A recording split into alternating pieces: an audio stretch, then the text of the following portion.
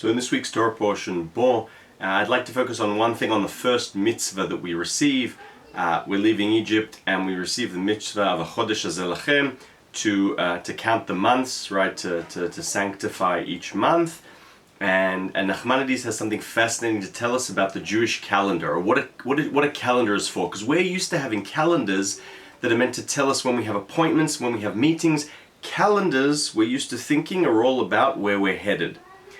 And then Nachmanides drops this bomb and tells us the calendar and the commandment that we're given here to sanctify the month is all about, it's a calendar of memory. It's a calendar to remind us of the miracle of leaving Egypt. And he says, firstly, the fact that it says, God says to Moses and Aaron, I'm telling you guys, right, you need to sanctify the months. It's, one of the teachings says that, in future generations, it's going to be the Bet Din, it's going to be the courts that are going to decide or going to sanctify the month. It's not something that everyone does. But there's a deeper thing here. He says, notice that there is no name for months in the Bible.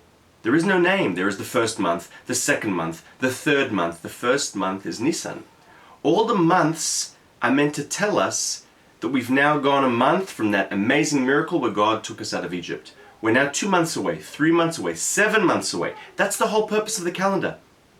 The whole purpose of one of the main purposes of sanctification of the month is to remember, to recall the miracle of taking us out of Egypt. But then we have to ask ourselves, so where do these names come from? Tishrei, Tammuz, Nisan, where do these names come from? That happened when we reached Babylon. When we were exiled into Babylon, we were living with the Persians, the Iraqis, we were living all around, and so we observed their names for the month. So we have Nisan, we have Tammuz, we have Tishrei, and if you check in the Bible, we don't have, in the 5 books of Moses, all we have is the first month, the second month.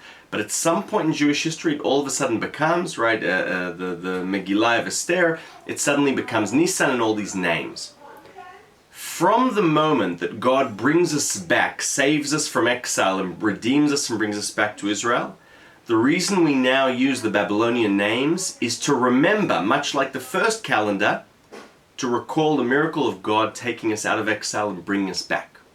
Thoughts on a Jewish calendar and its purpose, Nachmanides, Parashat Bo, Shabbat Shalom.